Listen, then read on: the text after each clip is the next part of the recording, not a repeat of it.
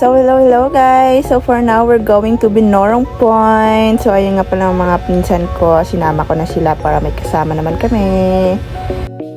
So, ayan. Sobrang hilong-hilo na kami dahil ang biyahe namin is halos 2 oras. Tapos yung daanan, liko-liko pa.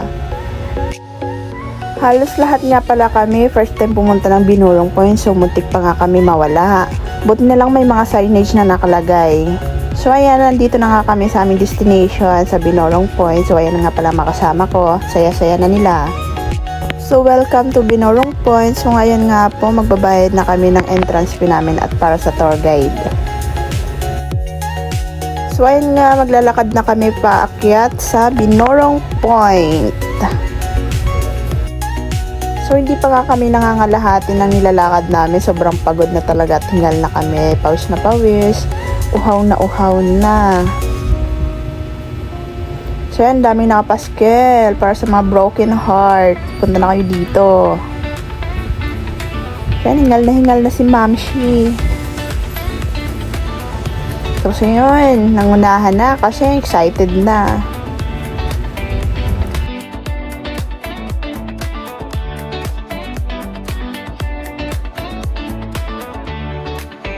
Tara guys, samahan nyo nga pala kaming bumaba dito sa Binorong Point para mas makita natin yung pinakamagandang view dito.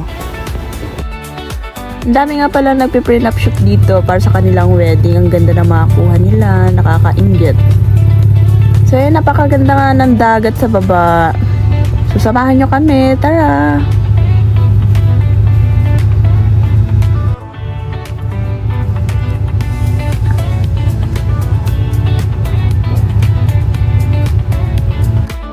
So, ayan, napagalitan pa ako ng asawa ko dito kasi tatakbo raw ako.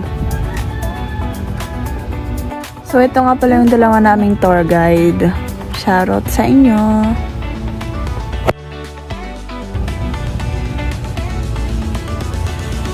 So, ayan, asawa ko, iniwan nga pala kami dun sa kabila.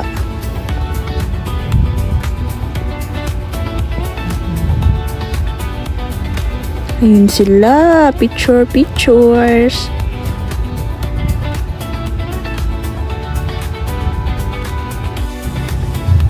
Sobrang nakakapagod umakyat dito pero sulit naman pag nakarating ka na sa pinaka-destination niya.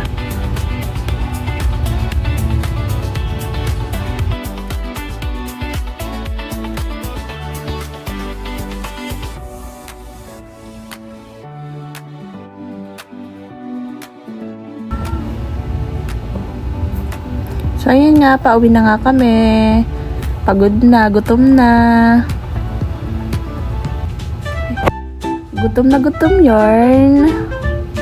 So ayan, isang baonan nga, dumaan nga kami sa bahay nila Aryan para kumuha ng kanin at ulam. So ayan, gutom na sila. My gosh, kawawa naman.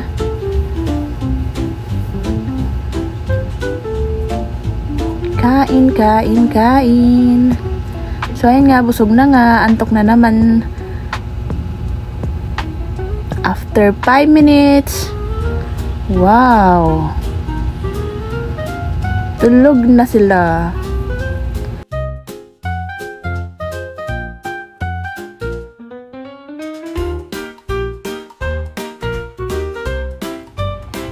Eto namang isa, sarap ng tulog, umuuntog-untog ng ulo sa salamin ng bintana. So ayan, nandito na kami sa Viga. Dumaan muna kami ng pagkain kasi gutom na talaga, di na kinaya.